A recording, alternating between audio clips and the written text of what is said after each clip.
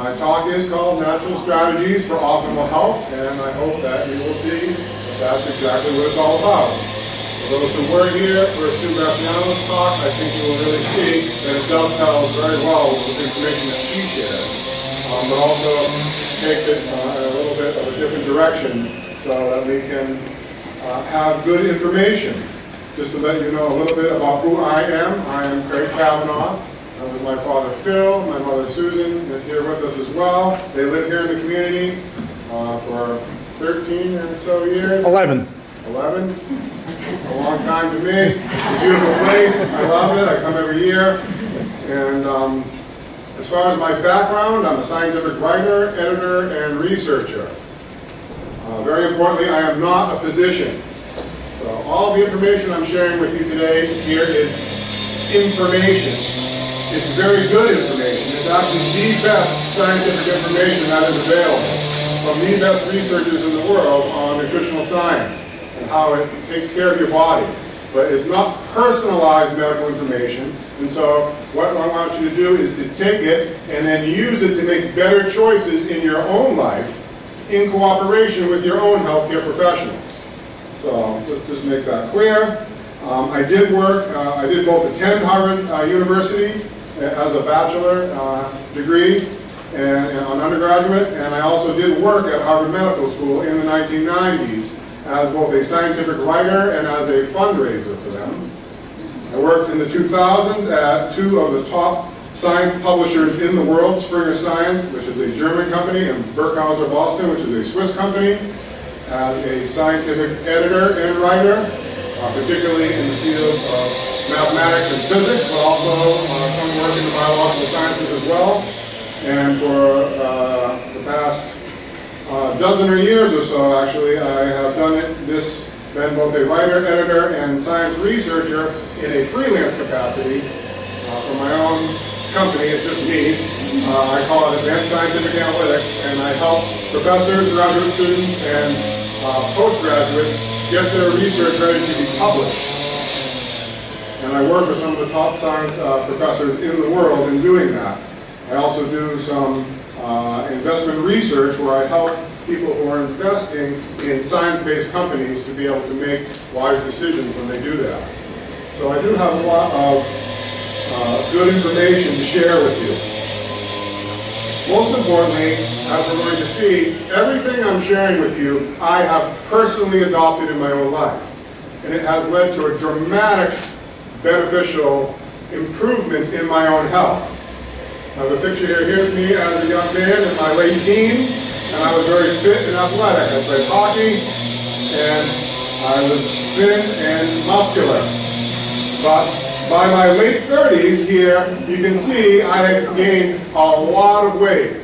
I was working a desk job, sitting behind, and I had a very poor diet. All the information I'm sharing with you today, I did not know it at this point. And I was just eating what we would call the standard American diet. Sad. And it really is sad. And it really destroyed my health. In that folks' picture, I really was about 50 or even 60 pounds heavier. And now here is me at 50 years old. Since I have adopted all the information that I'm sharing with you today, it has totally transformed my health. Just a little extra, I am a Seventh-day Adventist Christian for about the past 10 years, and they believe, or we believe, in following a plant-based diet based on what the Bible teaches. Most people don't actually know that, but the Bible actually teaches that God created plants for us to eat and not animals, and that all of the scientific information that I'm sharing with you today is actually in harmony with what the Scriptures teach. Now, you don't have to believe that, but I'm just letting you know my perspective as I share this with you. And so I do it both, personally I do it both for the science and the health reasons, but I also do it for spiritual reasons.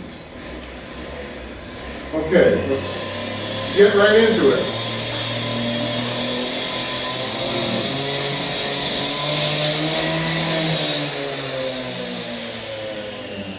Okay, so most importantly, the first principle that we want to keep in mind throughout the whole thing is it's your health, it's your choice. I'm not here to tell you what to do.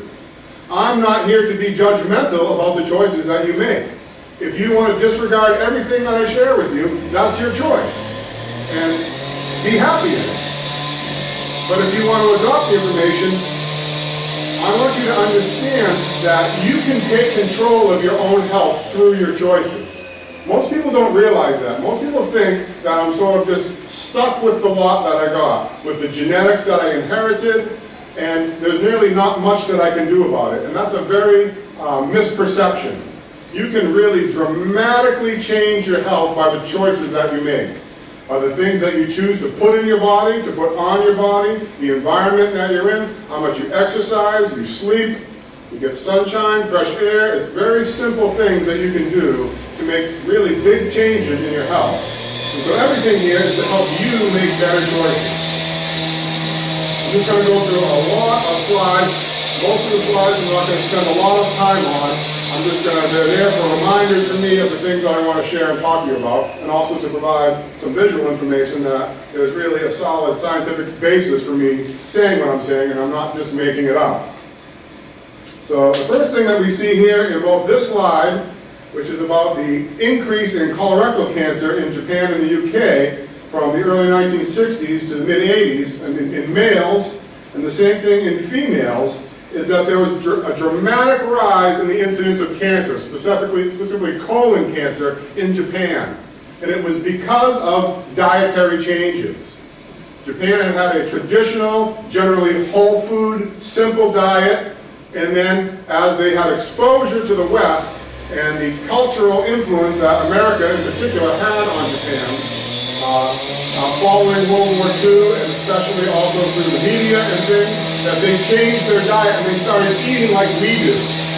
And immediately the incidence of colon cancer dramatically rose to where it was nearly equal to what it is here, within just under 20 years. Showing and really proving scientifically that your health choices really change your incidence of terrible diseases like cancer. Here we see the top 10 diseases that cause death. That includes heart disease, cancer, are the two big ones. These statistics are from 1995. But if you brought it up to today, cancer has really come to nearly match heart disease at this point. And of course you have, in a descending order, chronic lung disease, you've got accidents, pneumonia, diabetes, HIV, suicide, liver disease, kidney failure, and other diseases. And this is a similar slide that tells the reasons why those things are happening. The main one, poor diet and inadequate exercise. And the next one is smoking tobacco. Those are your two key issues that you have, or three key issues that you have control over.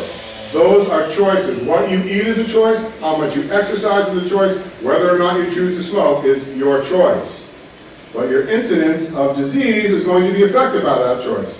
And then from there, alcohol consumption, infectious diseases, we've got toxic agents, firearms, sexual behavior, motor vehicles, illicit drugs. Now interestingly, here's a little article that talks about how many patients are killed by their cures. And in both of these two slides that we just looked at, there ought to be a third item that's missing in that list. And what it is it's called iatrogenic deaths, or physician-induced deaths. This is the third leading cause of death in America. And it's attributed to over 100,000 deaths annually. And this does not include misdiagnoses or other physician errors. This actually involves properly prescribed medications and treatments that were properly followed by the patient that resulted in them dying. This is the advice from your physician that you follow that directly led to death. And it's over 100,000 people every year just in America. And this has actually been demonstrated that when there are physician strikes in unionized healthcare systems, the health-related deaths from all causes always drop significantly, typically as much as 50%. And then as soon as the strike ends and all the doctors come back into their offices and the appointments start again, immediately all the deaths go back up. So the information that you're getting from your doctor is often not the best information. and especially when it comes to the issues that we're talking about today, and that's nutrition. Most doctors have almost no information about nutrition. They're not taught it in medical school. I worked at the best medical school in the world, Harvard Medical School, and at most they got 1 semester of nutrition. And it wasn't very good information even. And most physicians, their spouse knows more about nutrition than the physician themselves. And really, as we saw, including from Sue Graciano's talk, what you eat is your best medicine. And they don't teach that in schools, in medical schools anymore. They used to, but for about the past 100 years, there was a total shift from naturopathic form of medicine, which is using food as medicine, to what we call allopathic medicine, which is based on pharmaceutical drugs and surgery and radiation. And that was because it was funded by the companies that actually promote these types of treatments, and that were making money off these types of treatments, and they funded the medical schools to shift the emphasis of the training of the physicians. And it's having a dramatic effect on the health of people. Here are 7 key factors for longevity. Again, not smoking, getting a proper amount of sleep, eating breakfast regularly, not eating between meals, maintaining a proper weight, exercising regularly, and a moderate to no use of alcohol. All of them are generally choices. I mean, you could have problems with sleep perhaps, or you might have physical issues that might limit your exercise, but in general, you have control over whether or not you follow these basic things that you need to do to be healthy. Here's a slide that's telling us that we want to eat, and we want to eat a wide variety of foods. We don't want to get stuck in the rut of eating the same things over and over and over again, because all the different foods have all different properties and nutrients and what we call phytochemicals that have very beneficial effects for our health. And all the different foods have different combinations of these foods. A phytochemical, phyto means plant, so it's just a plant-based chemical that is beneficial for health. And there are many different kinds, including here it's talking about flavonoids. Here we see the different antioxidants on the right side of the screen, and the key fruits and vegetables that are the best for it. Strawberries, plum, orange, red grapes, kiwi, grapefruit, white grapes, banana, apple, tomato, garlic, kale, spinach, Brussels sprouts, alfalfa, broccoli, beets, red bell pepper, onion, and corn. A person I wouldn't call corn a vegetable, it's actually a grain. But they're very high in antioxidants. So you see, you want a balance of healthy foods. Excuse me. Here we see a list of some of the healthy phytochemicals that are beneficial in each one of these different types of foods. I'm not going to go into detail about them. Here again we see that there's a balanced spectrum, depending on the type of food, about the different types of healthy phytochemicals that you get from them. And this is just to encourage us to realize that there really are a lot of different things, and it really makes a difference that you have a broad-based variety of food. So this is what your plate ought to look like if you're actually eating healthy. You want to have legumes or beans, are very healthy food. Your cruciferous vegetables, that's cabbages and Brussels sprouts and broccoli and cauliflower. Your umbelliferous vegetables, that's your parsley and your celery and your carrots. Your solanaceous vegetables, your peppers and your potatoes and your tomatoes and your eggplants. And the pumpkin family with the different zucchini and squashes and so forth. And we see these are your anti-cancer foods. Cancer is not inevitable. Cancer can be prevented. Cancer can even be reversed if you've been diagnosed with cancer. It's not a death sentence. And chemotherapy does not cure cancer. It often actually causes cancer to spread and metastasize. It might go away for a time, but it's going to come back, and it's going to come back with a vengeance. It is not a deficiency of chemotherapy that led to your cancer. It's a deficiency of key nutrients that your body needs that led typically to the cancer. And so our cancer foods are really good. We see our high anti-cancer foods are garlic, cabbage, licorice, soybeans. You have to have your soybeans to be organic or non-GMO. We don't want any genetically modified products, including soybeans, which are one of the highest. Ginger and carrots are only in parsnip. You see your medium ones are onions, tea, turmeric, citrus fruits, whole wheat grains, flax seeds, brown rice, broccoli, cauliflower. And then moderate, we've got oats and mints and oregano and cucumber and rosemary and sage and potato and thyme and chives and cantaloupe and basil and tarragon and barley and berries. So it's not just your fruits and veggies. You need also seeds and nuts and beans and even your herbs that you use to flavor your food to make it taste good actually have these healthy compounds that you need. We see, this is just a little slide that's showing us diets that are very high in these anti-cancer compounds. The incidence of cancer is very, very low. Diets that don't have a lot of these types of foods, the cancer incidence is very, very high. It's your choice. What you eat makes a big difference about whether or not you're going to get cancer. It also applies to skin cancer. There's a compound in plants called phytoestrogens. That's a plant-based estrogen, and it's very different from a human-based estrogen. We all have estrogen, especially women, but even men have estrogen, and high levels of estrogen actually end up being cancer-promoting. But phytoestrogens, which are plant-based estrogens, are a very similar molecule, but they're different.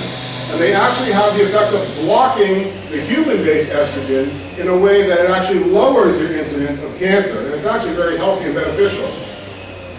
So we see here a study on UV radiation, that a study by the U.S. Army said that rats that were exposed to lethal doses of X-rays all survived if they were fed phytoestrogens in their diet, whereas those eating regular food all died. I mean, that's a dramatic difference, just simply from eating one phytoestrogen, one phytochemical. The specific one called genistein, and it's found in flax seeds and in soy in very high amounts. Again, you want to get your soy where it says it's either organic or it's labeled as non-GMO, non-genetically modified. But if it is that, then soy is a very healthy food that's very high in this anti-cancer compound, specifically for skin cancer. Phytoestrogens are also very good to make menopause easier, ladies.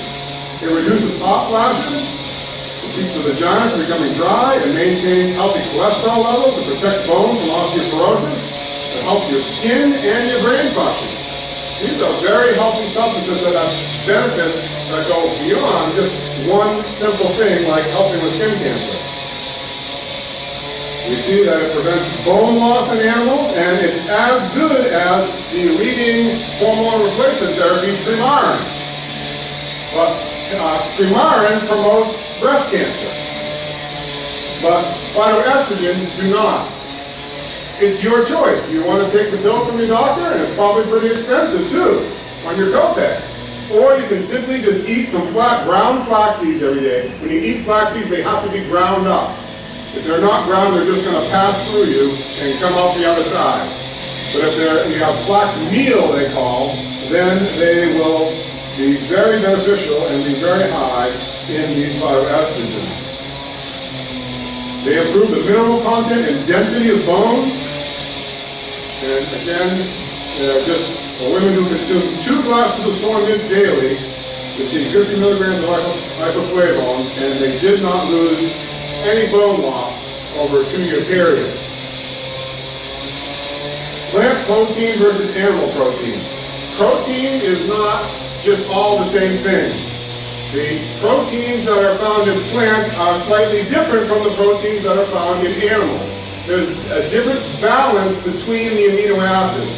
There's certain higher concentrations of some types of amino acids in animal products, and there's a different balance and ratio of amino acids in plant-based products, and it makes a really, really big difference. So we see here that this is telling us about the different protein content, about what you need for protein. I'm not going to spend a lot of time on that. This is just looking at the structure of the ammonia. Ammonia, which is found in very high concentrations in animal-based protein. A high ratio of dietary animal to vegetable protein increases the rate of bone loss and the risk of fracture in postmenopausal women. So we see here that regardless of many other risk factors, just getting your protein from animals instead of from plants, even if it's the exact same amount of protein, makes a very big difference on whether you have bone loss and get osteoporosis and can lead to all kinds of bone fractures. This is showing some of the different types of amino acids that are found in proteins. I'm not going to talk a lot about that. Plant proteins contain more branched-chain amino acids than do animal proteins, and they are easier to digest than animal proteins.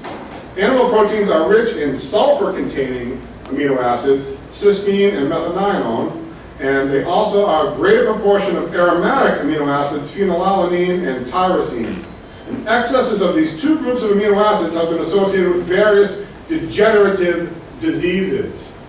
Animal-based proteins promote Alzheimer's and dementia, multiple sclerosis, ALS, and it's based on the types of amino acids that are actually found in the animal-based proteins. This is from some of the best research in the world that shows that this is really the case. While the plant-based proteins produce higher levels of arginine and glycine in their blood than do animal proteins, and these high levels of these amino acids are associated with protection against clogging of arteries and arteriosclerosis. So there's different benefits or harms based on what you choose. Here's a picture showing rabbits that were fed either plant protein or animal protein. They had the exact same diet. It was a balanced diet, but just what type of protein that they were given was either animal-based or plant-based. And we see there was a dramatic difference in the levels of cholesterol, from going from 67 to all the way to 175, almost triple the levels of cholesterol just from eating the animal-based protein instead of the plant-based protein. So we see here the very high levels of cholesterol from different types of animal-based protein. Egg yolks and even skim milk. Skim milk is not better than whole milk. It's actually worse. You've got turkey protein and casein, that's the protein found in milk, and whole egg protein and fish protein, and chicken and pork, and it goes all down the line. While here we see the plant-based proteins, much better levels of cholesterol. The animal ones are all at the top. That's the average of all the animal proteins at the top in the red, and all the green is the plant-based ones. Rapeseed is another name for flaxseed. You've got wheat gluten, pea protein, oat, cottonseed, sesame, soy, sunflower, pea protein, beans. They're all very cholesterol-lowering foods. Carbohydrates. What to do about carbohydrates? We want complex carbohydrates. Those are whole food, whole grain foods. We don't want refined carbohydrates. Refined carbohydrates are your white breads and your white pastas and things that are highly processed. And it makes a big difference. When they're refined, they're devitalized, they've lost a lot of their nutrients, they impede the immune system, and they promote diabetes, cancer, and obesity. You want whole grains, especially. And especially if you can get, you want stone ground whole grains, where all of the components of the grain are ground together because they have healthy, beneficial properties when they're all mixed together that they don't have when you eat the same things separately. So eating a white flour and then adding some bran in the morning is not the same thing as eating a whole grain. Because the wheat germ, which is the oily part of the grain, has all kinds of enzymes and vitamins and minerals that are needed in order to digest both the bran and the flour. And when you don't have the wheat germ mixed in, then your body's not going to properly digest it, and you're going to get all kinds of indigestion and health problems that follow. This just shows that the more refined grains that you buy, that you eat, the higher the incidence of colon cancer. It's a direct proportion to what you choose to eat, whether refined grains or whole grains. This is just a picture of the terrible disease diverticulitis, which is promoted by refined foods. That's when you get that's when you go to the bathroom and you have a squeezing experience. And it's taking you so long, you're so constipated, that you have a big pile of magazines sitting there so you can have something to do while you're on the toilet. That's not the way the experience is supposed to go.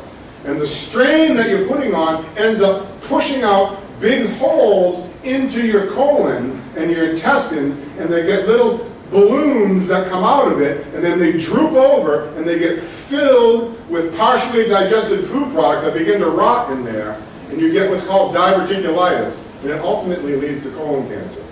It's really a horrible, painful, and really a disgusting disease, and it's coming from eating the animal products and the refined carbohydrates. This is just a slide that shows you the difference between eating a whole grain and a refined grain and its effect on your blood glucose levels. The solid line is showing you in both cases that the blood level is spiking up very high from the refined grain. The blood sugar levels are going up very high. And then your body, your pancreas responds and produces insulin, and that brings your blood sugar down, but it brings it way down and way down below where it began. So we fall into what's called hypoglycemia, or low blood sugar. While the dotted line is showing you when you eat a whole grain, it doesn't spike up nearly as high, and then when it drops, it just comes back to where it was at the beginning. And it's a much less shift, and the change in your blood sugar levels makes a big difference. It's not just that it goes up and down, but the very fact that it's going up and down actually dramatically affects your health and how much it goes up and down.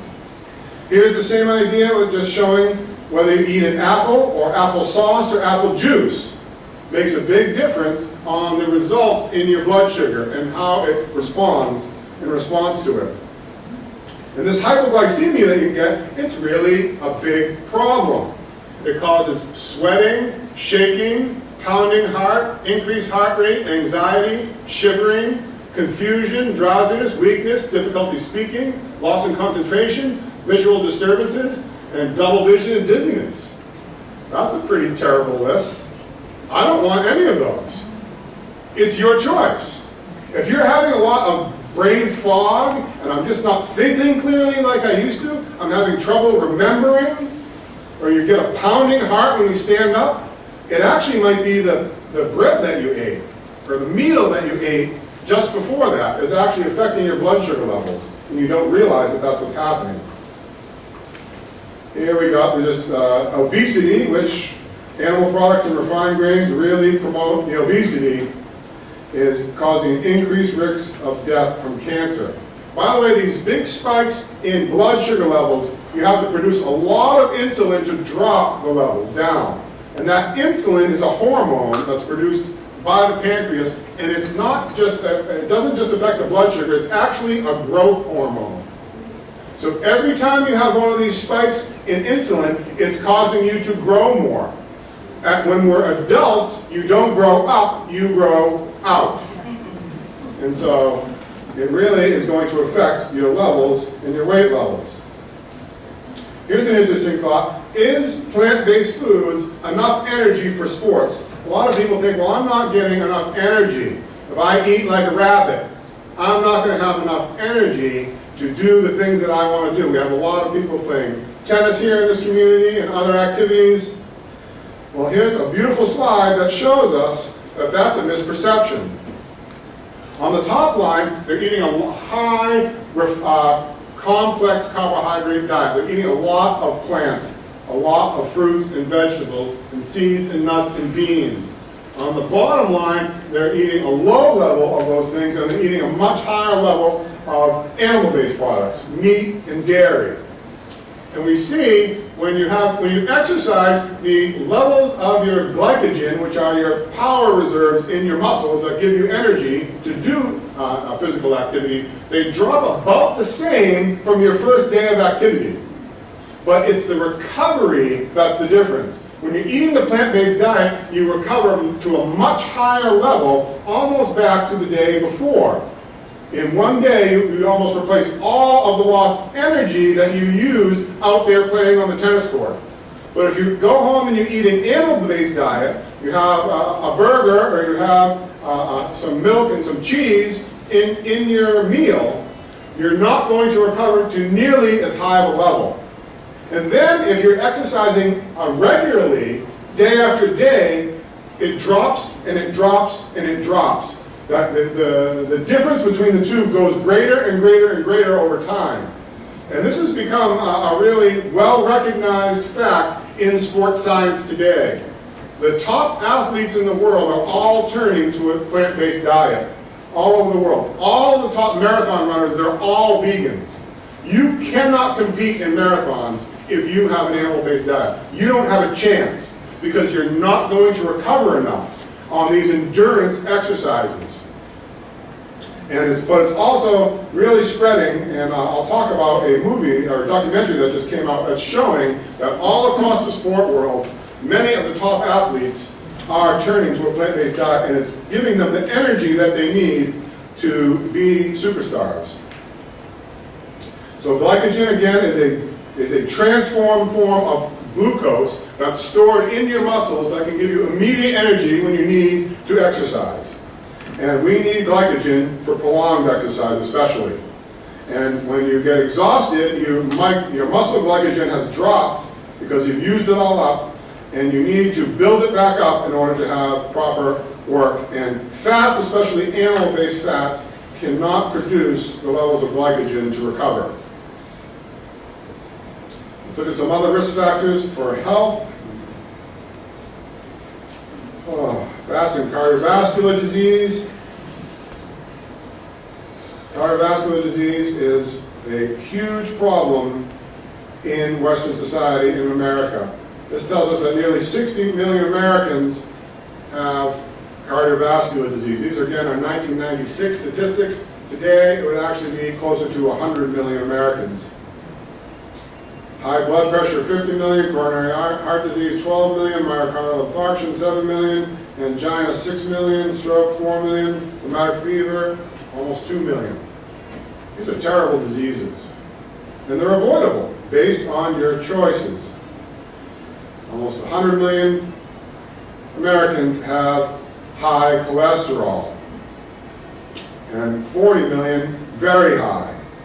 Again, those levels are actually even higher. It'd be closer to 150 million and 60 million today. These are your high cholesterol foods. You might recognize a lot of them. You might eat a lot of them. It's your choice. Your high cholesterol foods. These are your low cholesterol foods. Your plant-based fats have a very different effect than animal-based fats on the levels of cholesterol. This is the way you want your blood vessels to look. Squeaky clean, where all of the blood cells can flow very freely through your blood vessels. This is what's happened when you get high cholesterol. The cholesterol and the fat builds up in the artery, and we can see it's blocking almost the entire artery, and the blood flow is really dramatically reduced, and it causes high blood pressure and all kinds of other problems. And the nutrients aren't getting to the cells. The oxygen is not getting to the cell to give you the energy and the health that you need. And here's actually a physical picture of what that happens and how the blockages is happening from the plaques in the arteries. These are some definitions. I'm not going to go through that. Here's just some statistics. You have more than a double risk of heart attack if you have high blood pressure. You have nearly a double risk of heart attack if you smoke a pack a day. You have nearly a double risk of heart attack if you have high cholesterol. And if you combine those three, it's an additive effect. It's actually nearly 9 times the chance of getting a heart attack if you do all 3 of those things. Men, of course, have a 4 times as high chance of heart attack as women, and African Americans are double the incidence of whites. And you can't really feel all that great about those statistics, women, because women, even though they have a much lower incidence of getting heart attack, women have a much higher risk of actually dying from the heart attack if they get the heart attack. So we don't want to have these things happen. The incidence of breast cancer is skyrocketing in the world. And this is just showing whether you eat animal-based products or plant-based products, your incidence of breast cancer in women dramatically increases. It's your choice. I know we don't like to change what we eat.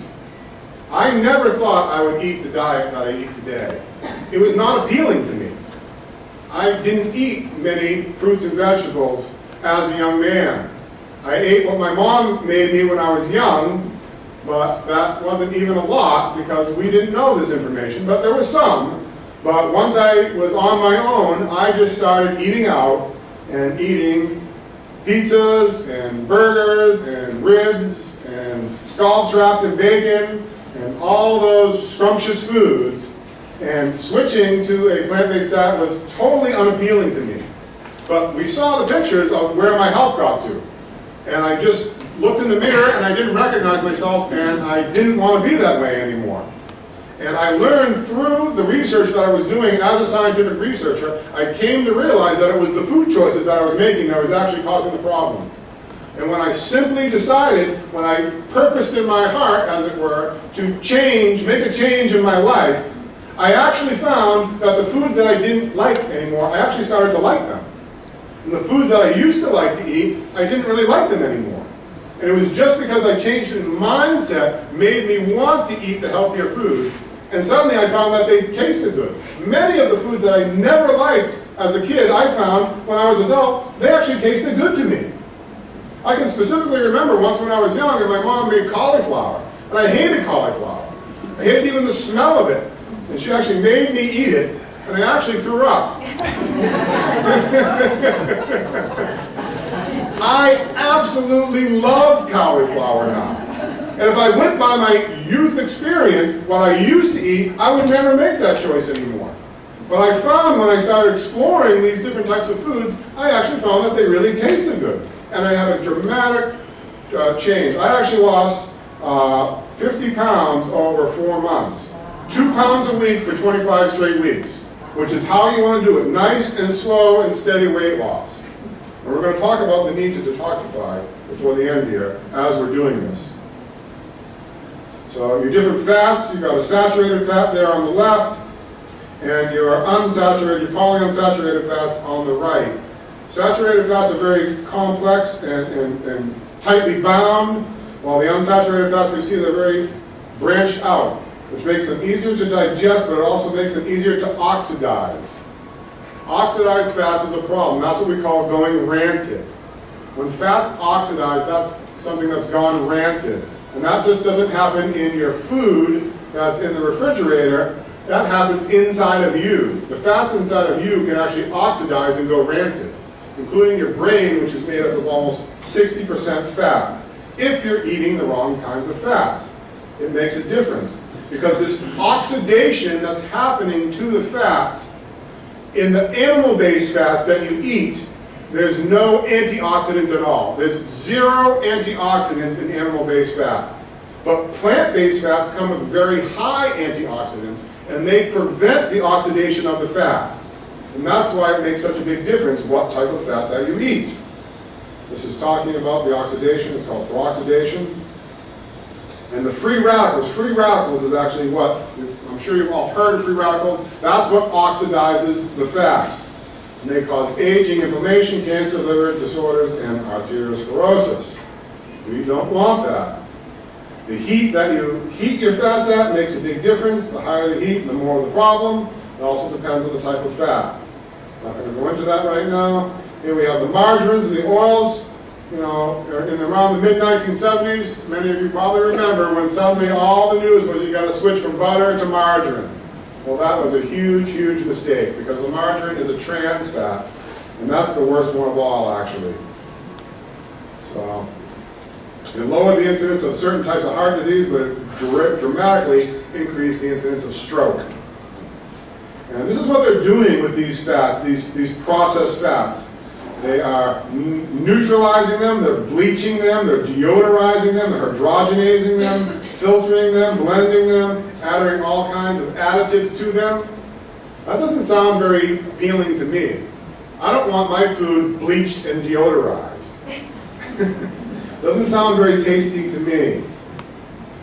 And you can use healthy fats. You can use things like olive oil instead of butter. And it tastes just as good and it's much better for you. All right, let's see how quickly I can go through some of this. Your animal-based products, and here's just showing the more meat that you eat, the higher incidence of cancer, especially colon cancer.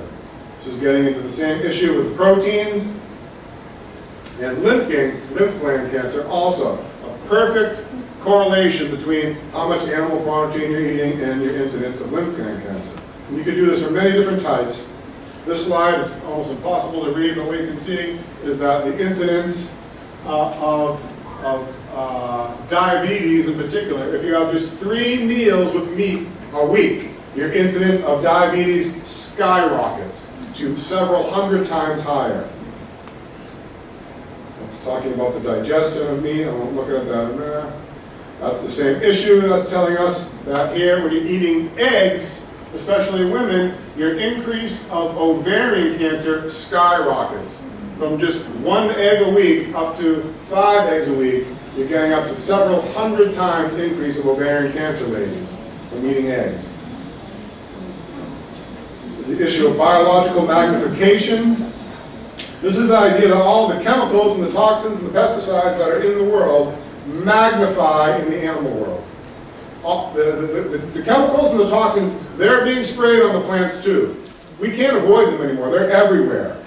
But the plants, it's a very much lower levels. But the animals are eating the plants that have been sprayed and that are contaminated. And as you go up the food chain, it's magnifying and becoming dramatically greater. It's going from 0.000003 parts per million in the water to all the way up to 25 parts per million by the time you get to the birds that are eating the fish, that have been eating the fish that were swimming in the water. So this is happening in all different types of animals, that by the time it gets to your plate, the toxins have been concentrated and magnified, and they have really detrimental effects on your health. This is talking about modern animal husbandry. That's how they care for animals today. It's not the way it used to be. This white powder that they're feeding to the cows, it's antibiotics.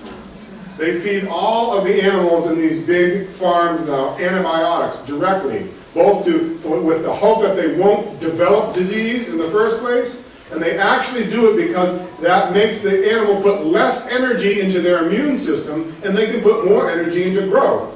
And they actually grow bigger and quicker, and they can slaughter them quicker and sell them quicker and make more money. They're not doing it for your health, they're doing it to make more money. And what is happening is, what these slides are actually showing us, I'm not going to spend a lot of time on them, is that the antibiotic-resistant diseases that are arising today are coming from the farm. You hear how you might go to the hospital and you got to worry about MRSA, the antibiotic-resistant staph infection. Well, it's spreading in the hospitals, but it's not coming from the hospital. It's coming from the farm. It's coming from the meat that people are eating, and then they get sick and they go to the hospital, and then it's spreading among the patients and the hospital workers. But it's been proven scientifically that it's coming from the farm, because they're giving all these antibiotics to the animals in their feed, and it's developing antibiotic-resistant bacteria. They're like little biological laboratories where they're actually growing these antibiotic-resistant bugs in the animals today. Same with seafood. You think you're better with seafood? Not really. Here are thousands and thousands and thousands of seals that just wash up on the beaches dead. They autopsied them, they tested them, and what happened, they were all full of a chemical that they paint on the bottom of oil tankers to keep the barnacles from attaching to the bottom of the oil tankers. They're not legally allowed to do that with any other kind of ship But with the oil tankers, they can't scrape them because the sparks that might come from scraping them might cause the whole ship to blow up. So they paint them with this chemical. They've got an exception to the law that says you can't do that, and it's killing all the animals. Now, it killed these seals, but it's in all of the fish, including the ones that aren't dead, and including the ones that they put on your plate when you bring it home or when they serve it to you at the restaurant. And what do you think it's doing to you if it killed all the seals? With your omega-3 fatty acids, we really want our omega-3 fatty acids. We need them. They're very healthy. They tell you can get them from fish oils, but that's really not the best source because the fish oils are all contaminated with these concentrated toxins. Instead, you want to get your omega-3 fatty acids from plants. They decrease the stickiness of platelets in the blood, so they prevent blood clotting. They decrease blood pressure. They decrease triglycerides. And they help recovery if you even get a heart attack or you have surgery. Here are disorders that may benefit from omega-3 fatty acids: rheumatoid arthritis, Raynaud's disease, psoriasis, ulcers, ulcerative colitis, Crohn's disease, depression, over-aggressiveness, certain types of cancers, and pulmonary disease. These are very beneficial substances, healthy fats, and they're especially found in, again, flax seeds and soy, as well as other things like avocados and healthy plants. These are where you want to get your healthy fats. This is just showing you the ratios in them. An avocado has 99 omega-3 fatty acids in milligrams in a serving. Where you get all the way up to flax seeds, it's 7,526. Flax seeds are your super powerhouse of omega-3 fatty acids. Just a tablespoon or two ground up, mix it in your cereal or into your soup or anything that you want. Just a tablespoon a day, you're going to get all the omega-3 fatty acids that you need. I'm going to skip through some of these. This is what's happening with the fish from all the chemicals. It's a nightmare. The parasites, the prions, which are causing mad cow disease. Mad cow disease is actually triggering Alzheimer's and dementia in humans from eating the meat. I could go into all the science behind it, but I won't bore you with that right now. Last thing on milk with the dairy. Is dairy really good?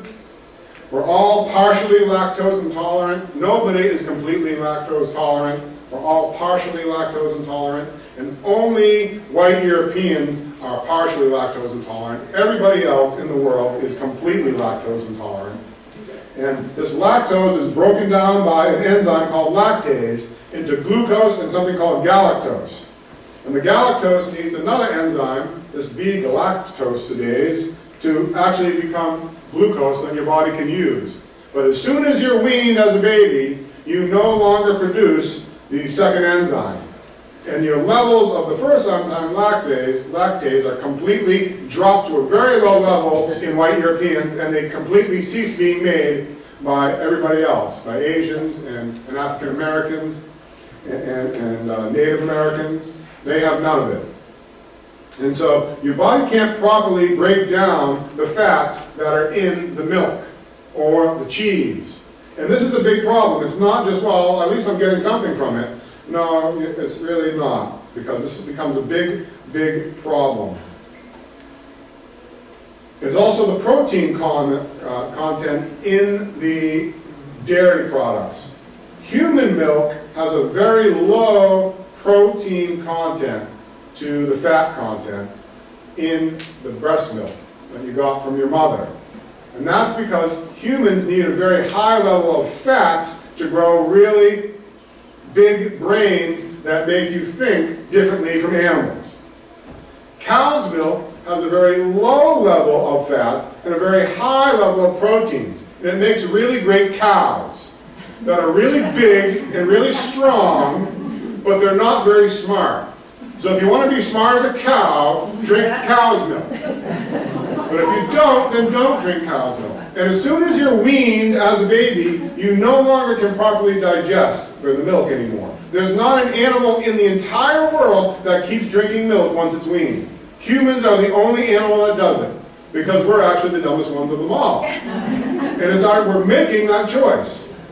If you wanted to drink milk for protein, and many people think they do, this actually shows you that human milk has the lowest proportion of protein. Horses have a double the level, cows triple, goats 4 times, dogs 7 times, cats 9 times, and rats almost 12 times. So if you want to drink milk for protein, you ought to drink rat milk. How does that sound? It doesn't sound very appealing to me. The problem with this galactose, this part of the sugar and the fat that you can't properly digest, because you no longer make the enzyme in order to digest it, it is causing all kinds of problems. We see here that what it does is this galactose is building up and building up in your body every time you have a meal with dairy, whether it's milk or cheese. And your body can't digest it. It doesn't know what to do with it. It can't properly excrete it. And so it just starts storing it anywhere in the body that it can to get it out of the way. And one of the main places that it loves to store is in the lens of your cornea, in your eye, and it's the main cause of cataracts. Cataracts are directly tied to drinking milk and eating cheese. Did you know that? It also causes, this is telling us it actually causes intestinal bleeding and you're going to lose iron. Whenever you drink and you have a meal of dairy, it causes intestinal bleeding. It increases your high cholesterol, and you're much better if you're a vegan. You're the best if you're a vegan, but if you're taking the dairy, even if you're not eating the meat, you're not nearly as good. It's a very cholesterol elevating fat. Again, it leads to iron deficiency from the intestinal bleeding. It promotes diabetes, ovarian cancer. It creates recurring infections in children, including ear infections. Almost all ear infections in children are actually coming from the formula or the milk that you're feeding your children. Now, let your children and grandchildren know that. This is showing that it's actually dramatically lowering fertility. Another place where the body stores this excess galactose that it can't use, it stuffs it right into the reproductive organs. It's actually damaging the sperm in male and the ovaries in women. And that's where the crisis in fertility is coming from in this world. Again, cataracts, food allergies. Milk is probably the most allergenic food that it is, and it triggers other types of allergies. Things like asthma and all kinds of allergic reactions that we have. Peanut allergies, they're all secondary allergies to the primary allergy, which is the dairy. You don't have an immediate reaction to the dairy, it's triggering the secondary allergies that you can find. And if you would stop the dairy, the secondary allergies like asthma and the peanut allergy would go away. There's all kinds of toxins in the milk, including high levels of antibiotics. Here again is showing the lactose intolerance. It's bad for the blacks, the Indians, the Asians, the Native Americans, the Mexican Americans, the African Americans, the Mediterranean peoples, and it's not as bad, but still bad for the North American and white Europeans. Why do we eat all this milk if it's so bad for us? Because they advertise it, they advertise it, they advertise it, they subsidize it.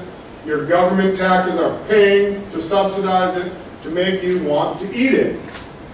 Almost everybody in this picture is lactose intolerant, and they're promoting drinking milk. And it's, of course, even being promoted to the children.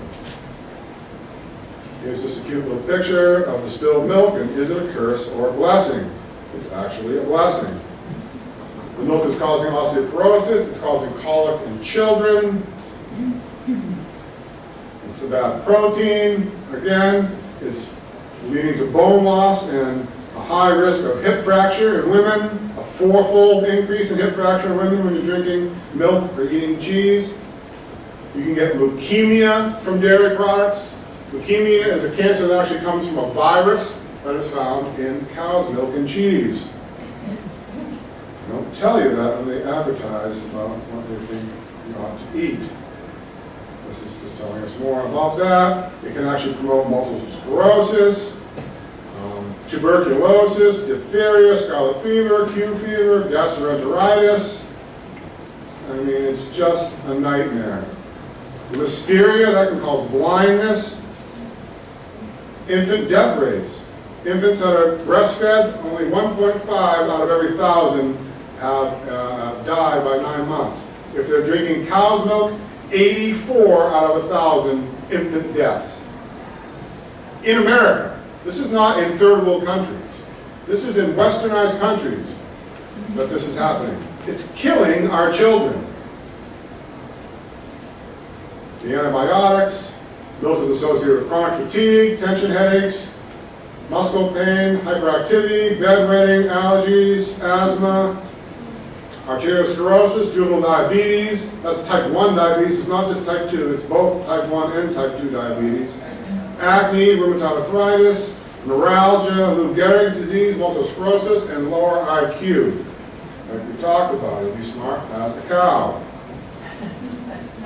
Why? This is all getting into why breastfeeding is better. I won't get into that. And even the calcium, that's the only other reason. They tell you, drink the milk or eat the cheese to get the calcium. Well, that's really not the case. Only 25% of the calcium in cow's milk is absorbed by the body. Almost all of it just gets passed right out of you when you have that squeezing experience on the toilet. And then even the part of the calcium that you're absorbing from the milk, a high percentage of it is actually being processed by the kidneys, and you're actually excreting it out through your urine. So you're barely absorbing any of the calcium that is actually in milk. There is a high content of calcium in milk, but your body isn't designed to absorb it. The place where you're supposed to get your calcium is from your kale and your turnips and your sesame seeds, and so your dark leafy greens and your seeds is where you get calcium. There's lower levels compared to the milk, but it's bioavailable and your body absorbs almost all of the plant-based calcium that you eat. It's also deficient. Cow's milk is also deficient in vitamins compared to the plant-based sources. I won't go into all that. It promotes all the different types of cancer. What's also coming with your milk, by the way, is what the cow ate earlier that day. Bacteria, viruses, prions, antibiotics, hormones, and pesticides. This issue with dairy is a big issue because it's not just your milk and your cheese. All of these products have dairy built into them before you buy them. So you really need to become a smart shopper if you're going to really make a difference and try to do this. So again, where do I get my calcium from? There's where you get your calcium from. And by the way, this idea of the not absorbing the calcium and getting osteoporosis and bone loss from eating the plant-based, the animal-based proteins, we see here the acid-loaded foods, from fish and grains and flour and pasta, all the way up to meat products is all the way up to 9.5, cheese with low protein content, 8.0, cheese with a high protein content, that's your mature cheeses, your solid cheddars and so forth. That's 23.6 acid load in the protein content of the dairy product. Where we see the fruits and the vegetables, it's actually negative, they're alkalizing. And the problem with that is when you eat something like a cheese, when you eat like a mozzarella or you eat a cheddar cheese, that takes almost 10 hours for your stomach to digest. While a typical plant-based meal might only take 2 to 4 hours to digest. And the level of the acid in your stomach has to be raised very, very high to break down those very tough proteins in the cheese. All the way down, the pH level has to go all the way down to 1.5. That's what we call battery acid. So your stomach gets all the way up to the level of battery acid, and it gets that level for 10 hours. And it's causing all kinds of problems, ulcers in the stomach, and that's where you get your acid reflux. Before I changed my diet, I used to get acid reflux all the time. I used to love eating pizza. I especially used to love eating pizza late at night after I'd been out on the town drinking. I would go with my friends and get a big pizza at the end of the night and eat it, and I'd wake up in the middle of the night, terrible acid reflux. And I used to think, the way most people think, oh, it's the tomato in my pizza that's giving me the acid reflux. That's an acidic food. No, it's not the tomato. Because now I eat vegan pizzas, or pizzas without cheese, and I actually put avocado on my pizza instead of cheese. It's unbelievably delicious. I think it's even better than cheese. and I never get acid reflux anymore. It was the cheese that was giving me the acid reflux, not the tomato, because of this very high level of acid. And then the body needs to bring those acid levels down once that meal has been digested. And do you know how the body does it? It leaches all of the calcium, which is neutralizing, out of your bones. So every single time you have a meal of cheese, it's leading to bone loss. You can't use the calcium that's in the cheese to neutralize the pH. So you have to leach the calcium from your bones, and that's why eating dairy products is causing osteoporosis. Okay. So, what can we do about this? I mentioned this at Sue Graciano's talk. She asked me to mention, I'll very quickly go through it for you. Is all of the processed food, all the food is being contaminated with chemicals today. And it's leading to a toxic overload in our bodies called toxemia. And we need to detox to be healthy. There are over 80,000 man-made chemicals that are in our food, air, environment, personal care products, and household products. Almost none of them have been tested on how they affect human bodies. We are the great test and experiment to see whether those chemicals are harmful. And not only are each one of them, many of them, thousands of them, individually harmful, but they're synergistically harmful, that they're working together and really damaging our bodies. And they're overwhelming our detoxification organs, which include our liver, our kidneys, our colon, our lymphatic system, our skin, and our lungs, which can't keep up with this massive amounts of artificial chemicals that never used to exist in the world for thousands of years of human development until the last 100 years. It never used to be this way. And the human body is not able to keep up. We just get overwhelmed.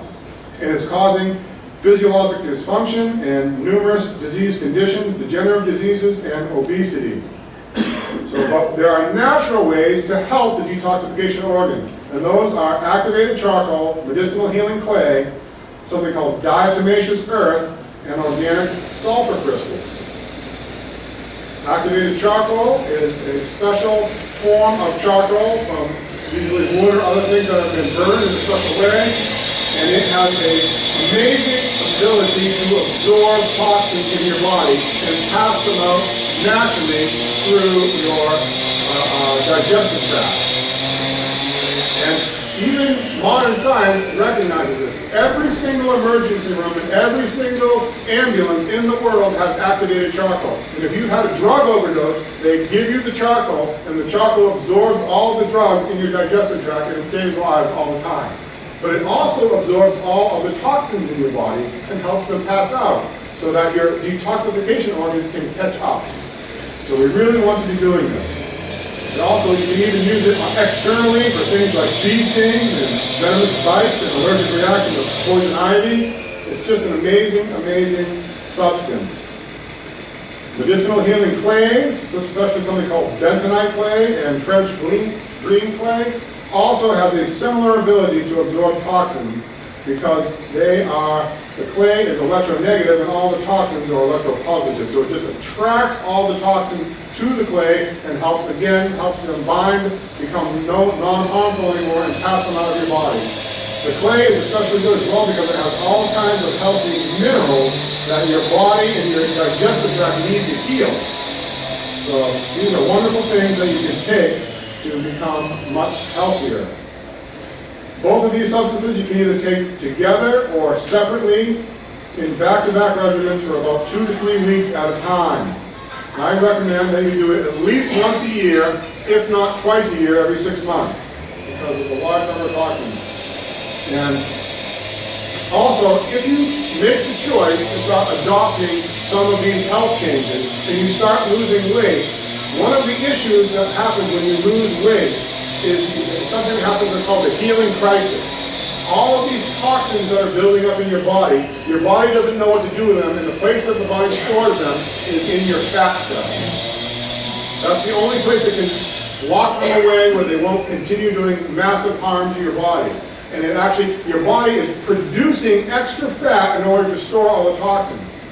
Any of you who are struggling with weight loss, wanting to lose weight, and even making good changes, trying to lose weight, but you're not really succeeding, one of the reasons may be is because you're having this toxemia. You're in toxic overload, and the body can't get rid of the fat cells because it can't get rid of the toxins that are stored in the fat cells. But if you do start losing weight, those toxins are going to release back in the body, and they can temporarily make you sick. As you're getting healthier, you're going to temporarily feel very sick. You're going to get low energy, and you might have a depressed immune system from all the toxins. But if you detoxify with activated charcoal and luciferin clay, as you're losing the weight, then you won't have that problem, or it will be much less. This tells you here, I have a handout here, most of them are gone, but for those who want to come by on the Veg Fest on this Sunday, we're going to have a booth there. My church, my parents' church, is going to have there. And all the handouts that we had here today will all have there, many more copies, and you can get extra ones. And I'll put my email back up on the screen before the end. And any questions that you have or any additional information you want to get, including all of the handouts that I have here, I can email you copies of them if you'd like. Yes? You mentioned that you had a new documentary that was coming out. Yes. What is the name of that documentary? It's called The Game Changers. It's found on Netflix. It's called The Game Changers. And it only talks about eating plants and how it makes you a better, stronger athlete to compete. It doesn't give you all the health information about why you really ought to do it to just be healthier and happier that I'm trying to share with you here. But it does show you how this is really popular in the world. I think James Cameron was the director who actually made it, and many popular athletes and celebrities are in it, including Arnold Schwarzenegger. Yes. If you had to recommend one documentary on this subject, what would that be? Also on Netflix, it's called Forks Over Knives. Both are available. Forks Over Knives on Netflix and The Game Changers. Excellent questions. I'll turn the questions in just a moment for you. So here's how much you take. Again, I can provide you this information in the handout if you'd like. The diatomaceous earth is actually the fossilized exoskeletons of a microscopic sea creature called diatoms. It actually sounds rather unappealing, but it actually just looks like a consistency of baking soda or flour. And it actually is very healthy for you. You can ingest it, and it actually eliminates all internal parasites. All this meat that you're eating is giving you parasites in your digestive tract, and you can eliminate them all with a regimen of the diatomaceous earth. It also detoxifies and alkalizes, it reduces your blood pressure, it lowers your cholesterol, and it strengthens your nails, hair, skin, bones, teeth, and gums. It aids in calcium absorption.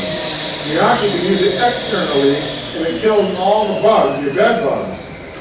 People can't kill bed bugs with anything else. The diatomaceous earth kills all the bed bugs within 1 week. Ants, cockroaches, and fleas, lice, and other bugs on your pets. All naturally, non-toxic, non-harmful. The only thing you don't want to do is you don't want to breathe it in because it will damage your lungs. You can drink it and ingest it, it won't damage your digestive tract, but if you breathe it in, it will be harmful. So you want to, if you're going to spread it around like you kill bed bugs, you want to make sure you wear a mask as you spread it around. So it's a powder, and it sort of gets up in the air a little bit.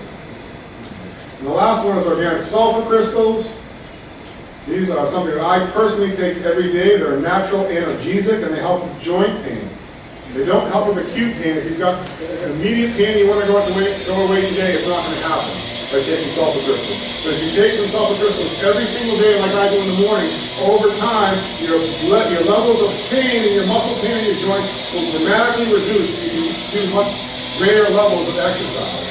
And they also help you detoxify and to absorb nutrients and promote helpful enzymes. It increases insulin production. It helps with cellular permeability to reduce diabetes. They're really super healthy products. And again, I can share this information with you in another way. That's how to take it and how much. Here, you want to eat fermented foods, the probiotics that they talk about. The fermented foods, the healthy, beneficial microbes that help you digest your meals to be healthy. And you especially want to do it by having things like sauerkraut and beetroot and kale kraut and kimchi and miso and pickles and tempeh and tamari and kombucha and raw organic apple cider vinegar with the mother. These are all wonderful, cheap, inexpensive ways to improve your digestion, improve the number of nutrients that you can absorb. It improves the levels of neurotransmitters in your body. Almost all serotonin in the body is actually made by microbes in your gut, not naturally by your body alone. If the microbes aren't there, the serotonin's not there. If you don't have serotonin, you're depressed. Do you notice that there's a lot of depressed people in the world today? It's because their serotonin levels are absolutely rock bottom, and it's because they don't have these fermented foods in their diet. So wrapping up, some of you might feel overwhelmed by what I've just shared. How can we make this simple?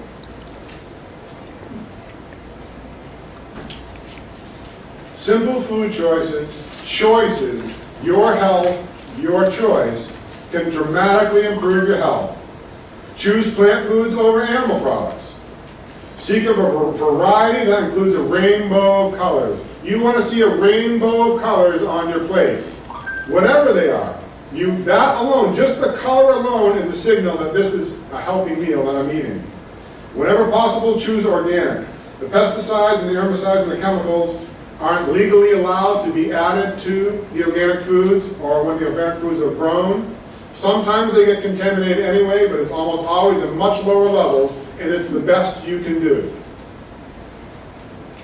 Avoid especially soy, corn, canola, and cottonseed, which are all genetically modified in very high levels. Choose products from local farms rather than that employ healthy farming practices. Read labels. Question any product that has more than 5 ingredients. If the ingredient list is, all the way down the box, immediately put the box back on the shelf. It's not going to be good for you. If you need a science degree to read the label, put the box back on the shelf.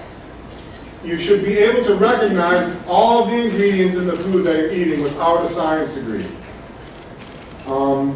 Generally avoid actually the most common or popular brand name products, because those tend to actually have the highest additives. The ones that you see advertised on the television, the ones that you know the best, the Green Giant beans, the Campbell's soup, those are the ones that are actually the worst for these chemicals. Choose natural sweeteners like maple syrup, honey, and agave over the processed artificial sweeteners like aspartame, the pink sugars and the blue sugars. They're all bad. They all cause cancer and all kinds of other problems. Again, choose plant-based milk and cheese over dairy products. We live in a time when there's great options. Everything that you eat, you don't have to give it up. Just choose a better option. There's soy milk, there's rice milk, there's almond milk, there's coconut milk, there's cashew milk, there's rice milk. It might take a little bit of an adjustment, but you'll find if you start drinking that instead, very quickly, you'll enjoy it just as much as you enjoyed the milk. I personally like coconut milk. I love it. It's very good, and I like it better than milk. And I used to love milk. I used to drink a half gallon of milk a day for decades. And we saw the results to my health. And now I drink coconut milk, and you see the results to my health. It was a choice. Choose protein from plants and not from animals. Choose whole foods and stone-ground whole grains over highly processed food and refined grains. As Sue Graciano told us when you go to the supermarket, stay on the outside. Those middle aisles have all of the processed refined foods. You want to go to the produce section. And also the aisle that has the seeds and the nuts and the grains, the healthy whole grains. Seek heirloom ancient grains like spelt, acorn, emmer, farro, and millet over standard hybridized wheat. I could give you a whole talk on how the wheat that we eat today, it's not the same wheat that existed for thousands of years. They've changed it, they've even genetically modified it, they've hybridized it, and it leads to spiking the blood sugar levels in a way that's very harmful in promoting diabetes and cancer. Use and choose extra virgin olive oil, coconut oil, or avocado oil, both in your food, whether it's raw or cooked. Seek healthy plant-based fats, avocados, coconut, olives, nuts, and seeds. and definitely try to include some brown flaxseed and organic non-GMO soy daily to get those phytoestrogens that we talked about. Wrapping up, simple things. Nutrition, we just talked about nutrition today, but there are other simple choices that you can make. Choose to exercise more. You don't have to run a marathon. You don't have to, play 2 hours of tennis every day if you don't want to. Go for a walk. A 10 or 15-minute walk will actually be very beneficial for your health. If you do it in the morning on an empty stomach, it's the best way to lose fat. If you want to lose weight, do a walk in the morning for 10 or 15 minutes before you eat breakfast. Because your stomach's empty. That's why it's called breakfast. You're breaking the fast. You are fasting all night. You have no food in you to provide energy. And if you exercise moderately, your body's going to burn fat to give you the energy to take that walk. If you went for a run, then you're going to use your glycogen reserves and you're not going to burn fat. So if you actually exercise hard, you're not going to lose weight. You'll be healthy, but you're not going to lose weight. If you want to lose weight, you want to exercise moderately with a brisk walk, where you can keep talking while you're walking, but maybe not sing. If you start panting, if you start breathing heavily, you're exercising too heavily to burn fat. Drinking water, being properly hydrated. Almost everybody's dehydrated in this world. Don't drink sugary drinks. Don't drink the colas and the juices even. As much as possible, drink water. Your body needs water. If you're tired of being tired, your body needs water to produce energy. Every cell in your body has a cell inside that cell called the mitochondria. It's the factory powerhouse of energy in your body, and it cannot produce any energy if you're dehydrated. It needs water in its metabolism to give you energy. Drinking water in the morning will give you energy. I used to drink coffee to wake up in the morning. I don't drink coffee anymore. I used to drink cola to get the caffeine, to have energy all day. I don't drink cola anymore. I just drink water all day, and I have way more energy than I ever had before because I'm hydrated. Sunshine, we need that sunlight to produce vitamin D. Temperance, that's self-control. That's not overeating. That's eating the right amount. Stopping when you're satisfied, but before you're really full. Fresh air. We need to breathe fresh air. We live in a wonderful place here. You can get outside and get sunshine and fresh air. Do it as much as possible, taking that walk. Your lungs are one of your main detoxification organs. Breathing fresh air makes a big difference. Rest, getting a proper amount of sleep makes a big difference. If you're sleep deprived just for 2 or 3 nights, your brain level goes down to the level as if you were seriously drunk. And it can actually lead to accidents when you're driving. We need proper sleep. And actually, the last one there is trust. And for me, that's trust in God.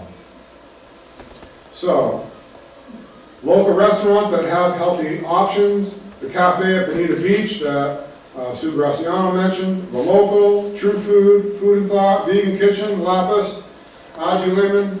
These are wonderful restaurants that you can go right here in the local area, either here in Bonita or Naples, that have great, healthy, plant-based options available if you don't want to cook for yourself. So obviously cooking for yourself is the best and the cheapest for those who want to be conscious that way. Local markets that have healthy food options, for goodness sake, is the health food store right here in Bonita. Has excellent products, including the medicinal healing clays and the activated charcoal that I mentioned. You can buy both of them right here locally at For Goodness Sake. And of course, things like Whole Foods and Trader Joe's and Fresh Market. They might be more expensive, but you can shop wisely. I shop at these stores, and I'm a poor person, but I do it wisely. If it's on sale, I buy it. If it's not on sale, I don't buy it. I pick and choose, and even things at Whole Foods today, some of them, as you pick and choose, are actually pretty reasonably expensive and cost no more than if you went down to Publix. But even if you go to Publix or even Costco, they have lots more organic options available today. Local farms with responsibly grown plant foods. Farmer Mike U-Pick, Oak Farms, and there's several other organic farms in Immokalee. Local farmers markets, there's the Promenade here in Bonita Springs, there's one in Coconut Point, and there's Sprouts Farmers Market on Logan Boulevard in Immokalee.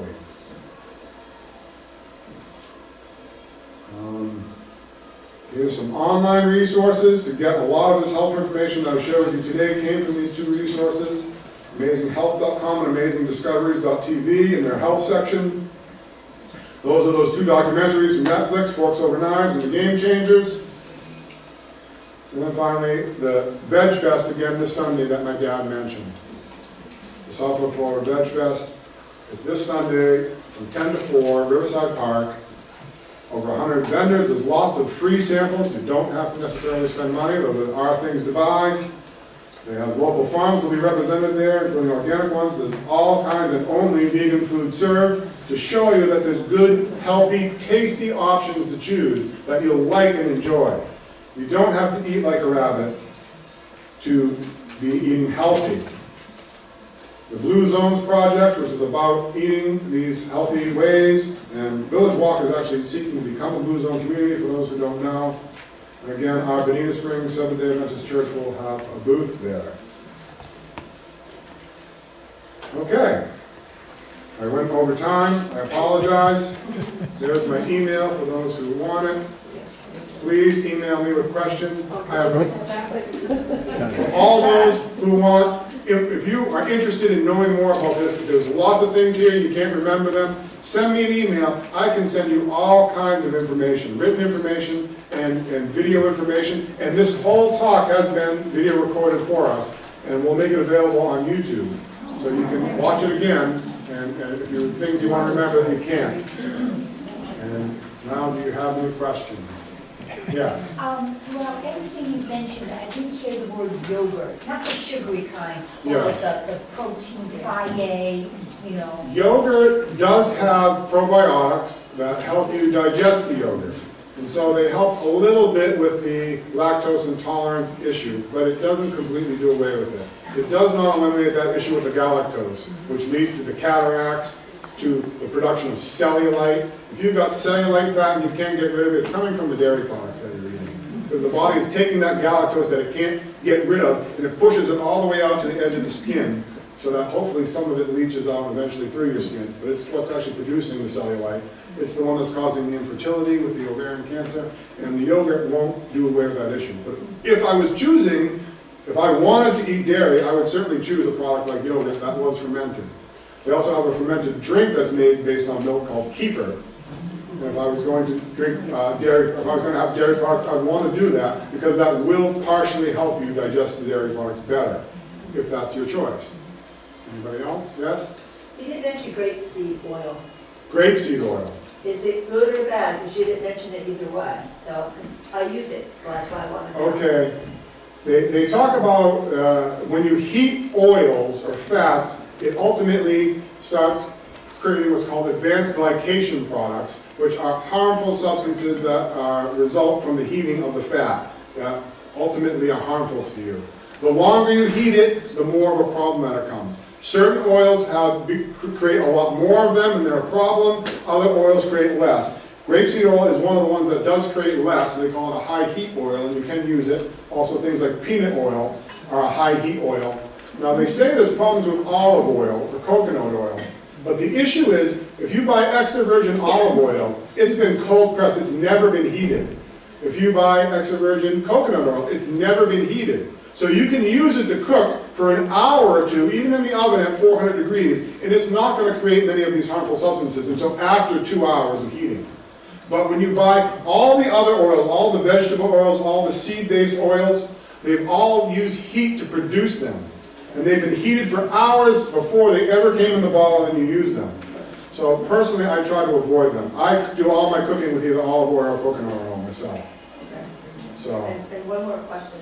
When you mentioned the detox, how often do you recommend that you do yourself detox? I do it at least twice a year. Twice a year, okay. I don't think you necessarily need to do it any more than that. Especially the first year you do it, you should definitely do it twice. You could do it once a year after that if you wanted to. Is that the clay one that you do twice a year? Sometimes I use clay, sometimes I use charcoal, sometimes I do both. But no more than twice a year? Yeah, and they can do it, and they have many other benefits. If you ever, ate something and you got some food poisoning and you got some diarrhea, take some charcoal or some clay, it'll stop within a few hours and not come back. It's an amazing substance. Again, you can buy it, for goodness sake, If you send me an email, I can show you where to buy them. The best ones from Amazon and get it shipped right to your house. They're very reasonable. They're all natural substances, and they only have health benefits. There's nothing harmful from them at all. Other questions? Yes? Could you talk a little bit about good cholesterol and how that helps with the bad cholesterol? Okay. Well, there are the two different forms of cholesterol. There's the HDL and the LDL. And the plant-based products promote the HDL, and the animal-based products promote the LDL. And the LDL in particular is the form of the fat that is oxidizing. That is really, it's the oxygen. Everything in this world is exposed to oxygen, especially when you process it. You know, the fat in, say, ice cream, it's all been whipped up to create the ice cream. That's mixing air right into it. All the cholesterol in the ice cream is all oxidized by the way they process it to make it. The same thing if you make an egg and you whip up your eggs, now you've oxidized all the cholesterol in the egg. And it's going to promote the bad cholesterol. Your body needs cholesterol. It's actually a very important substance that your body needs for many important functions. But we want the plant-based form. There's no, what we normally call cholesterol is not found in plants. But there's other substances called sterols that are very similar but have much better health effects that we want to have. We want those plant sterols that come from the plant-based fats, like your avocado, and your coconut, and those things. And so it really makes this really big difference. And if you switch to a plant-based diet, you don't even have to think about your cholesterol. It's going to drop, especially because of the protein that you're talking about. It actually affects the levels of the cholesterol. I hope that answers your question. I could send, if you send me an email, I can send you great talks that really go into detail about it, if you're interested. You're very welcome. Craig, for the people that are afraid of the virus that are about, if we're on a plane or something, we often take activated charcoal and suck on it in order to absorb the virus and the stuff that is in the air. Absolutely. And in that way reduce the amount of germs or things that we might That's right. inhale overnight. If you were around somebody and there was coughing and they coughed on you and you were exposed, I would take, I wouldn't do it for a week, but that day or that night I would take some activated charcoal, some and clay. And if that virus has got it in me, then that's likely to be mopped up by the activated charcoal and clay. Right. So yes, absolutely, I would do that. If you get sick for any reason, I would do a little bit of a detox for a day or two to help overcome the sickness quicker. If you get a sore throat, I would take some activated charcoal and gargle with it with hot water. And it's going to take all the virus that's on the back of your throat that's actually causing that sickness, or the bacteria, is going to be mopped up by that activated charcoal or the clay to help your body be able to recover quickly. Yes. Would you do both of them like same day, or would you just one or the other? You could do either. Okay. You know, especially if it's your first detox, you could do both of them together because they both work, but in a similar synergistic way, but slightly different mechanism for each one of them, how they actually work in your body. So they might absorb different toxins based on which one you use. Or if it's just so new to you, you're like, I don't know about this, you might just start with one of them. And you could do one for a week and you do the other one for the week. Would be fine. In 2 weeks would be a really good detox. Again, the best time to do it is on an empty stomach, so that it's not mixing with the food that you're eating, which will lessen its effect. So you eat it early in the morning before you eat, and wait at least an hour, if not 2, before you eat after taking it. Or even better is I take it late at night, several hours after I've eaten, but just before I go to bed, and then it will be in my digestive tract the entire night absorbing toxins, and then it will pass out again the next day. That's the best way. And the one thing to keep in mind, and it was in the handout that I have and I'll share with you, whether you do the charcoal or the clay, if you're taking any medications, you need to take it, when you do the clay, you need to take the medication either at least an hour or 2 before or after. If you take the charcoal or the clay with the medication, just like the drug overdose, it's just going to absorb that medication. You're not going to get any of it. So it'll neutralize the effect of the medication within an hour or 2 of taking the clay or the charcoal. Is this powder form or tablet or? what is it? Both. You can buy it either as a bulk powder, that's typically how I buy it, because you can also make compresses out of it to put on the skin if you have a rash or an itch or something, or a bug bite. But you can buy it in pill form, which is much easier to take. Both of them. If we stick with this diet plan and we can reduce our blood pressure and cholesterol, taking medication at the same time would do any harm? Like would it drastically drop to the point that it might be dangerous? Well, I would let your physician know that you were doing it, talk to him about it, and he could actually, hopefully your physician would cooperate with you, and actually you might get to the point where he could start lowering your dose of your medication, and eventually, hopefully, in many cases, you can get off of many of your medications. Again, my parents are in their mid-70s, they take 0 medications. They go to their doctor and they're like, what are your medications? They're like, well, we don't take it anymore. The doctor's like, no, your medications. And they're like, no, we don't take it. You don't need to be on medications. The food is your medication and it really will help you with that. And so yes, you do want to let your physician know, because this will have an effect ultimately. It wouldn't necessarily be harmful, but you'll ultimately want to get off the medication so you don't need to take it anymore. What about vitamins and herbs? Like, are you doing that for detoxing as well? I might not take my supplement directly with it, but it doesn't work in the same way. In general, it's quite amazing. Both the activated charcoal and glycerin clays tend to only absorb the harmful substances and not the good things that you need. Not the good minerals and the nutrients that you need. It's really a miracle. Personally, I believe it's a miracle from God, but you might have your own opinion about that. Yes? Talk about plant-based. Is there anywhere you can go for recipes? Absolutely. The 2 websites that I put up on there have recipes. If you send me an email, I can send you all kinds of recipes. And there's just countless recipes, books. If you come to our booth at the Southwest Georgia the Veg Fest this Sunday, we're actually going to be giving away some books in a raffle. Some really good cookbooks. And I think there will be lots of cookbooks available actually there. There's actually be cooking demonstrations to help you learn how to do it. And quite frankly, any of you who contact me, if you want help with how to make these changes in your life, send me a message saying, please help. I will help you to make these changes. So, yes. Could you give an example like what you eat in a day? Like I don't know where to start. So kind of just an example of what. I mean, for breakfast this morning, I had a big cup full of blueberries, and I had some apricot seeds, which I have every single day. They're actually the most powerful anti-cancer food in the world. I didn't even get to talk about them today.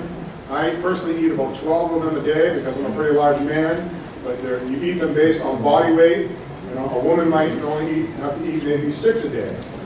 And if you eat them every day, you're never going to get cancer. They're the most powerful anti-cancer food in the world. Apricot seeds. Inside an apricot is a kernel, a big hard kernel, but inside the kernel is a seed. And if you eat those seeds, and you can actually buy bags of them, you know, already taken out of the kernels, and it's just the seeds. I mean, I buy a big 2-pound bag for $30. It lasts me, I don't know, 6 months, 8 months. And for me, I mean, I've got many friends and family die of cancer. It's the most horrible disease, and I don't ever want to get it.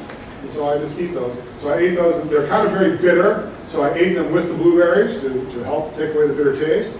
And then I had some whole grain sourdough bread, and I put a nut butter on it called Nutso.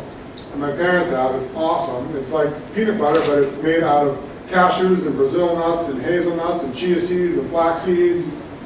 It's absolutely delicious. And I just spread that on my toast and I ate it, and that was breakfast for me. Some days I have granola. Granola is one of my favorite breakfasts. I make fruit smoothies all the time. I have usually I have like a big, like 24-ounce fruit smoothie almost every single day with a whole bunch of different berries, blackberries, blueberries, raspberries, strawberries, maybe some banana. I personally use orange juice to give enough liquid to blend it. True, actual, just fresh squeezed orange juice, not orange juice from concentrate. Everything's organic when I do this. I go to the local farmer's market and get all my organic fruit because it's so much cheaper. I mean, organic fruit is expensive in the supermarket, very expensive. But I go to the farmer's market and I get a big thing of blueberries or strawberries for $1. And I just buy a whole bunch of them and I blend up smoothies and I put it in mason jars and put it in my refrigerator and it lasts 5 days, 6 days, 7 days. I've got my smoothies for the week. I put some ground flaxseed in there, so I'm getting my flaxseed with it. And I actually add some other powdered herbal supplements, like something called moringa powder, which is probably the highest source of plant-based iron in the world. So that's an issue. If you start going on a complete plant-based diet like I am, or a vegan, then you're not getting your iron from meat products anymore, and you need to get plant-based iron. Well, plant-based iron, you need vitamin C in order to absorb plant-based iron. But my smoothie already has tons of vitamin C in it. So I just take the powder with the moringa powder, I put a scoop of it into my smoothie, and now I'm getting all the plant-based iron that I need. No problem. And I mix in, I buy what's in season, I buy what's on sale. If it's kiwis, if it's apples, if it's whatever fruit. And I just blend it up, and it usually ends up being, some purple color. And it's delicious. It's practically almost like a dessert. It's so good. I don't put things, some people like to put in, spinach or kale or some types of things. And you can do that if you want, but I personally don't like to do that. I just do straight fruit smoothies. When you mentioned the power of the beet in terms of increasing your oxygen intake. Yeah, the beet. I also put something called beet powder in it, powderized beet root, and that also does help increase the blood levels of oxygen, which helps with your energy, and it also helps regulate your blood sugar. So it keeps that blood sugar nice and low and steady. So it also adds a nice color and even taste to the smoothie. I personally only eat 2 meals a day, not 3. I don't need, and that's actually better. If you can get to, if you're a young man and you're doing a very, or old woman, and you're doing a very strenuous physical labor all day for a job, construction or some physical activity, you probably need 3 meals a day to get all the energy that you need. Or if you're a top athlete and you're exercising at a very high level every single day, several hours a day, you probably need 3 meals. But just about everybody else only needs 2 meals a day. And that's, breakfast already, when are you eating again? today I was up early, Quite frankly, I sleep a little bit later when I'm back home. I'm probably sleeping till 8 or 9 o'clock, and I probably don't eat until maybe 11 o'clock. And then on a typical day, then I would eat dinner around 5 or 6 o'clock. And that's the best way to do it. If you eat 2 meals within 6 to 8 hours of each other, then for 16 hours a day, every single day, you're fasting. It's called intermittent fasting. It's very, very healthy. Because when you do intermittent fasting, if you do straight fasting or even intermittent fasting, just eating the 2 meals, 6 to 8 hours a day, your body senses that it's getting a lower level of nutrients, and it actually will drop your metabolism some, and it will help you lose weight, it will help boost your immunity, and your body will repair itself in a way naturally that it doesn't do if you're not fasting. So this is the typical way that I eat. I tend to do the fruits and the grains for breakfast, the whole grains like I talked about, or the seeds and the nuts like a granola, or an oatmeal, those types of meals with my fruit smoothie. And for dinner, I tend to eat a large vegetable meal. I might also have a whole grain bread with my meal at dinner. I make amazing big salads. And my salad is not like your salad. First of all, I put no lettuce in my salad. I do only dark leafy greens. Kale, collard greens, Swiss chard, all those types of greens. And often I put 3 or 4 different types of those greens in it. I put all kinds of sprouts, bean sprouts, soy sprouts, alfalfa sprouts. I'll put tomatoes, of course, cucumbers, celery, all kinds of other things. And it's a huge meal. And in order to make a salad that has all those different ingredients in it, you sort of have to buy a lot of food. So I end up making enough salad for the week at once. And for me personally, actually, I make so much that I end up taking half of it and I bring it to church and serve it at potluck to help other people be healthy. And what do you dress it? And then I dress it personally. My favorite that has really brought me to eating a lot of salads is I get a dressing that's called Korean kimchi.